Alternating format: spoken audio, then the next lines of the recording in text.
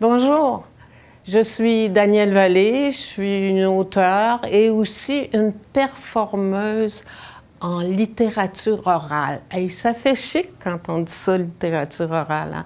Mais dans le fond, ce que je fais, je raconte. Je prends des textes, mes livres, et puis je raconte la vie de certains personnages. Alors, c'est comme ça que je me suis rendue au conte. J'ai aussi été la directrice artistique de la série Les Contes nomades à la 4e salle du CNA. Et c'est là que j'ai reçu plusieurs conteurs et artistes de la région et d'ailleurs. Et c'est là aussi que Jean et moi, on a commencé à performer sur scène. Jean, c'est un musicien, juste un musicien.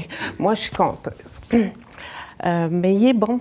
Il joue toutes sortes de petites bébelles. Dis donc bonjour, Jean. Bonjour, je suis Jean Cloutier. Moi, j'ai publié 10 livres, hein? Puis lui, il a fait 2 CD, un petit CD comme ça. Mais il est bon, c'est au saxophone. Hein? Il joue de la bombarde, il joue de la flûte, il joue du saxophone, ça c'est vraiment beau. Il joue du tambour et puis il joue... Bien, je vais vous raconter un peu sa vie. Quand il était petit, il avait 9 ans, il avait pris des cours de violon à l'école. Il y est resté un archet. Après ça, il est allé en ébénisterie étudier pour faire des meubles. Il y avait un marteau, des scies, puis il est resté une scie. Ça fait qu'il a mis ça ensemble, puis il s'est dit, je devrais faire de la musique avec ça, moi. Alors, c'est un égoïniste. Il joue de l'égoïne. Joue pour voir.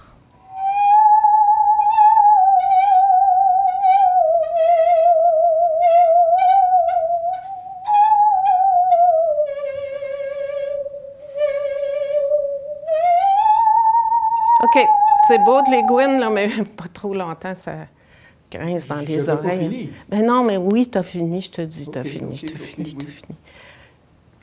Puis, moi, est-ce que je raconte quelque chose? Vas-y. Soldat Vallée? Soldat Vallée, oui, attention! Moi, j'aime ça quand ils m'appellent Soldat Vallée parce que j'ai toujours voulu porter le nom d'un héros. Et le seul héros à ma hauteur, 5 pieds 2, pareil comme moi, c'est mon père, Gérard Vallée. Puis c'est mon père qui a fait gagner la dernière guerre. Voyons. Oui. Guerre. Mon père, quand il s'est enrôlé dans l'armée, là, ben, ils l'ont pesé, ils l'ont mesuré, 5 pieds 2, pareil comme moi. Ils lui ont donné ses papiers, ils ont passé un examen médical. Ils lui ont remis son uniforme, puis ils ont dit « Soldat Vallée, rendez-vous à la baraque numéro 3. » Mon père était assez fier, là. Ah, il marchait vers la baraque, là, avec son uniforme dans les bras, puis son fusil qu'on venait de lui donner. Quand il est arrivé à la baraque numéro 3, il s'est rendu compte que la porte était plus basse que celle des autres baraques. Mais ça ne l'a pas intimidé. Lui, il a poussé la porte, puis il est rentré. C'est là qu'il s'est rendu compte que tous les soldats dans cette baraque-là mesuraient 5 pieds 2 et moins. C'était la baraque des petits soldats.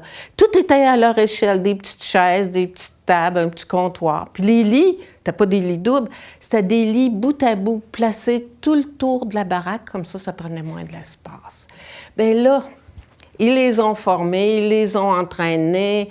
Il était une centaine de petits soldats. Puis un jour, le capitaine est arrivé puis il dit « Le régiment des petits soldats, vous vous en allez au front aujourd'hui. » Les soldats étaient fiers. Ils marchaient, là, fiers d'eux autres. Mais il y avait des gros équipements de grands soldats. Ça fait que c'était pas long qu'à la fin de la journée, ils étaient vraiment fatigués. Puis là, ils ont aperçu les gros méchants Allemands qui, eux autres, se sont mis à tirer à hauteur d'homme, comme d'habitude. Ça fait que là, toutes les balles passaient par-dessus la tête des petits soldats. Puis à la fin de la journée, les Allemands, à court de munitions, épuisés, ils ont rendu les armes. Puis c'est comme ça que mon père a fait gagner la dernière guerre. Ouais, c'est fort, ça, c'est fort. Hein? Non, mais c'est vrai. Ben non, c'est pas vrai. C'est une histoire que mon père racontait toujours dans les soirées de famille. Puis ça fait toujours rire les mononcles surtout. Ah, il disait toujours, Gérard, conte-nous donc encore l'histoire des petits soldats. Mais la gloire de mon père a été de bien courte durée. Parce qu'à ce moment-là, ma tante Marie, ça c'était la sœur de ma mère, est tombée follement amoureuse d'un Américain qui vivait dans l'État du Maine, aux States. Mais là, quand il venait chez nous, lui, non seulement il mesurait 6 pieds 2, lui, il était capitaine dans l'armée américaine. Fait que l'histoire de mon père, en passant en dessous de la table, il ne l'a plus jamais racontée. Mais ma tante Marie, elle l'a épousé, son capitaine America. Puis elle est allée vivre dans le Maine avec d'autres francophones américains qui subissaient pas mal l'assimilation. Ils ont eu 2 petites filles, un petit peu plus vieilles que ma sœur et moi. Puis quand ils venaient chez nous, souvent, avant de commencer l'école, les petites cousines, ils parlaient français. Il y en a une qui s'appelait Jacqueline, l'autre s'appelait Lorraine. Et puis on les aimait, nos petites cousines, parce qu'en plus de ça, quand ils revenaient chez nous dans le temps des vacances, ils nous apportaient les vieilles robes qui leur faisaient plus. Ma sœur et moi, on faisait nos fraîches dans le quartier avec nos petites robes américaines. Mais à un moment donné, quand l'école a commencé, ils sont venus dans le temps des grandes vacances d'été, mais là, mes cousines ne parlaient plus du tout français. Celle qui s'appelait Jacqueline, elle s'appelait Jackie. Puis celle qui s'appelait Lorraine, elle s'appelait maintenant Laurie. Puis même ma tante Marie parlait presque plus français. Bien, elle le cassait. Elle parlait encore, mais elle cassait beaucoup. Alors, je me souviens d'une soirée de famille chez nous. Oh, c'était le fun. Maman, elle jouait du piano, et puis là, tout le monde chantait. Puis là, ma petite cousine Jackie, elle a dit à sa mère, « Mommy, why don't you sing that song you used to sing when we were little? You know the song that goes, Danser grand-mère? » Ma tante s'est mise à chanter la chanson. Voulez-vous valser, grand-père, tout comme au bon vieux temps, quand vous aviez 20 ans, sur un air qui vous rappelle combien la vie était belle en cet anniversaire. Voulez-vous danser, grand-mère? C'est sans doute ce souvenir de famille-là et aussi le souvenir de ma tante Marie et de son capitaine America qui m'a inspiré l'histoire de Marie Deux-Poches. Pour la version anglaise, appuyez sur le 1. Pour la version française, appuyez sur le 2. Marie, elle portait toujours des robes avec des grandes poches sur les hanches. Des poches bien ourlées, bien cousues pour que rien s'en échappe. Puis dans ces poches-là, elle rangeait ses 2 langues. La langue anglaise dans la poche gauche, la langue française dans la poche droite. Comme ça, Marie parlait jamais pour rien dire. Puis quand elle marchait, les langues dans ses poches disaient « left, droite, left, droite, left, droite ». Puis ça donnait à la jolie Marie un petit air militaire qui plaisait beaucoup à son capitaine. Oh oui, il aimait quand sa petite Marie marchait comme ça.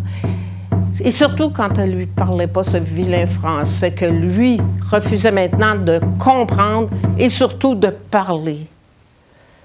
Ah, quand elle lui parlait. Marie aimait beaucoup sa petite langue française, venue de France. Elle disait que cette petite langue embrassait beaucoup mieux que l'autre langue venue d'Angleterre. Son mari partageait son avis. Et les soirs d'amour fou, je vous dis qu'il aimait la langue française et ses fameux French kiss. Mais quand Marie osait lui adresser la parole en français, là, il se mettait en colère. Mary, I will throw your tongue to the cat if you keep speaking French to me. Elle appuie sur le 2 puis elle entend « Marie, je vais donner ta langue au chat si tu continues de parler français. » C'est vrai que Marie est un peu gaffeuse, puis justement, une soirée de famille dans le Maine, dans la famille de son capitaine America. Elle s'est mise à chanter haut et fort une vieille chanson française après avoir bu quelques petits verres de trop de Château des Charmes. Elle s'est mise à chanter. Voulez-vous danser, grand-mère? Voulez-vous danser, grand-père? Tout comme mon bon temps. Son mari est tellement insulté de l'entendre chanter en français devant sa famille américaine du Maine. Il arrache sa langue française. Il sort dehors, il la colle à la poignée de porte, gelée, il fait moins 35. Marie, elle se met à tourner comme une toupie déréglée. Parce que là, elle a juste une langue dans sa poche qui dit left, left, left tout le temps. Et elle a mal au mâchoire d'avoir parlé, chanté en anglais toute la soirée. Jingle bell, Rudolph the red-nosed reindeer. Et en plus, elle a un gros mal de bloc d'avoir bu trop de Château des Charmes. Elle dit help, help, mon capitaine. I really don't feel well. Lui, il a les yeux comme des canons. Elle va recevoir un boulet, c'est certain. Elle appuie sur le 1 puis elle entend. Mary, tu as la gueule de bois. Tu as la langue anglaise épaisse. Tu as les pieds ronds et les jambes en guenilles. Jamais tu m'as fait aussi honte. On rentre, Mary. Il l'appelle Mary quand il est en colère. Ils sortent. En passant la porte, Marie décolle sa petite langue française, toute jolie. Elle la met délicatement dans sa poche. Elle aperçoit des petites peaux fines restées collées à la poignée, des cédilles, des trémas, des accents circonflexes graves qui, de toute façon, sont en voie de disparition. Cette mésaventure a rendu Marie très prudente, très prudente. Elle sort presque plus jamais sa petite langue française de la poche. Mais la petite langue française qui a passé la nuit collée à une poignée de porte gelée, elle emmène pas large. Hein? Elle mange plus, puis elle parle plus. Qu'est-ce que vous voulez qu'on fasse d'une langue qui parle plus puis qui mange plus? C'est inutile. Give it to the pigs. We don't need it anyway. Appuyez sur aucune touche, ce texte-là est censuré. Marie est triste. Sa petite langue dans sa poche est faiblie. Et puis, personne ne peut l'aider. Sa famille, ses amis, ça fait longtemps qu'ils ont tout rangé leur langue au grenier. Ils en sortent juste, dans le temps des fêtes. Ils en sortent des événements folkloriques. Ça fait que Marie est abdique. Pour elle, l'anglais devient beaucoup plus pratique. Et partout, tout le temps, tout le monde la comprend. Et la pauvre petite langue de Marie se met à rouiller comme un clou au fond de la poche. Elle s'affaiblit, elle attrape un virus où elle se met à baragouiner un curieux langage, le franglais. Un mot en français, 10 mots en anglais. 10 mots en français, 100 mots en anglais. 100 mots en français, des milliers de mots en anglais. À cette époque-là, on ne pensait pas que nous, les Canadiens français, on subirait l'assimilation. Mais Marie et sa langue, ils l'ont assumé, l'assimilation. Puis au bout d'un an, la langue française de Marie s'est pendu au fond de la poche à un fil décousu de la robe. Bien pendue, bien morte, la langue française. Et que la contagion se propage! Crie le mari de Marie à la tête d'un peloton. Oui, c'est vrai. Marie s'est rangée du côté du plus fort. Mais elle continue de chanter des vieilles chansons françaises quand son mari est absent. Comme au vieux temps, quand vous aviez 20 ans. Lui, depuis que... Mary has come back to her senses and speaks English and English only.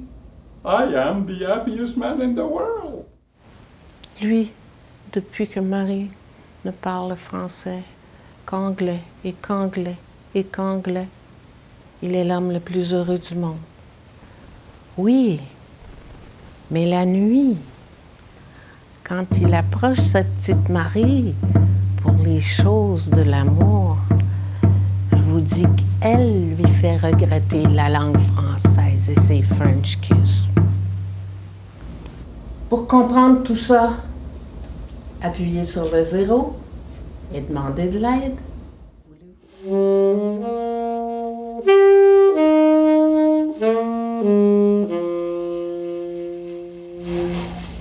Mais à cette époque-là aussi, tu te souviens, il y avait des gens qui écrivaient même pas le français, qui savaient même pas lire le français, même des francophones, là.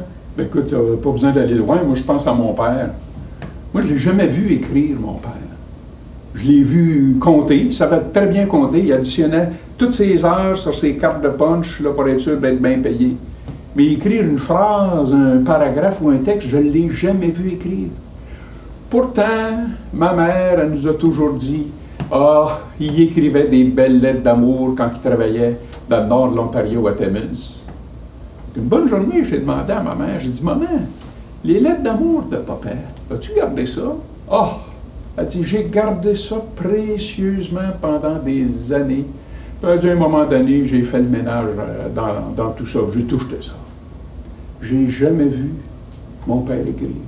Non, c'est vrai. Et puis ça, ce défaut-là ou ce manque d'éducation-là, ça s'appelait l'analphabétisme.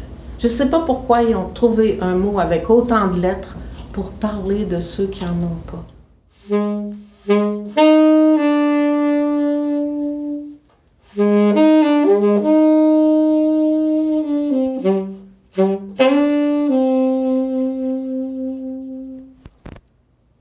L'homme soupirant a toujours voulu écrire à la femme désirée, lui écrire à l'encre noire sur de beaux feuillets blancs. Mais d'imprévu en imprévu, de contretemps en contretemps, l'homme n'y est jamais arrivé. Aujourd'hui encore, plume en main, comme il s'apprêterait à lui écrire une lettre, des vilains corbeaux sont arrivés. Ils volaient bas comme des couteaux et croissaient à fendre le ciel. Ils présageaient des orages déchaînés. Et voici que justement, vers midi, l'homme n'y voyait plus rien, tant le ciel était noir de corbeaux luisants et d'orages et de nuages gonflés de pluie. Si noir et si ténébreux le ciel, que la lune est sortie en plein jour, elle se pensant en pleine nuit. Mais comme rien allait l'empêcher, lui, d'écrire à la femme désirée, il a allumé 2 bougies qu'un vent maussade a soufflé effrontément. Il voulait écrire, il faut le croire, mais la table sur laquelle il avait posé sa plume, l'encrier, son buvard, ses papiers. Cette table a eu une patte sectionnée par un éclair qui s'est faufilé par la fenêtre. voulait écrire, jurer. Mais la table a titubé sur le choc et s'est renversée. La plume s'était pointée, l'encrier s'est vidé sur le plancher et sur les feuillets éparpillés. La fenêtre aux grands battants ouverts aspirait toutes ses idées et ses belles rêveries. Soudain, le tonnerre a grondé si fort que la tempête a eu peur et s'est enfuie avec les corbeaux et les nuages.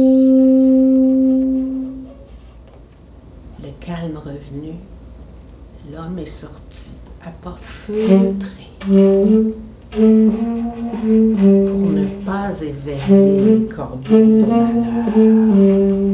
Et il est allé s'acheter des plumes, un encrier, des feuillets blancs. Et dans l'air humide, il a retrouvé ses idées d'amour et ses rêveries. Ce soir, l'homme a autant d'encre qu'il a pris, autant de plumes que 100 corbeaux, autant de feuillets blancs que 1000 bouleaux. Mais il n'écrira pas. Non, non, il n'écrira pas parce qu'il a vu dans les yeux de sa bien-aimée que ces histoires à lui de corbeaux luisants, d'orages déchaînés, c'était des mensonges, des petites dérobades. À la vérité, l'homme soupirant a toujours voulu écrire à la femme adorée, mais il n'a jamais appris à relier entre elles sur des lignes imaginaires des lettres fines, légères, qui dessinent des mots. Des mots. Des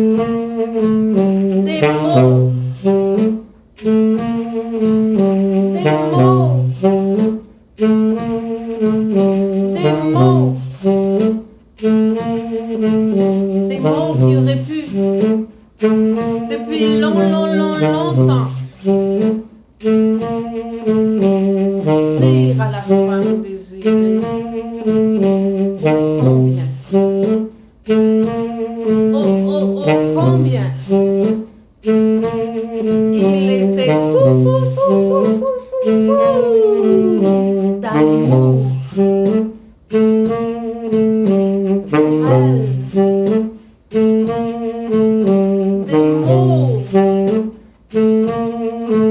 Des mots.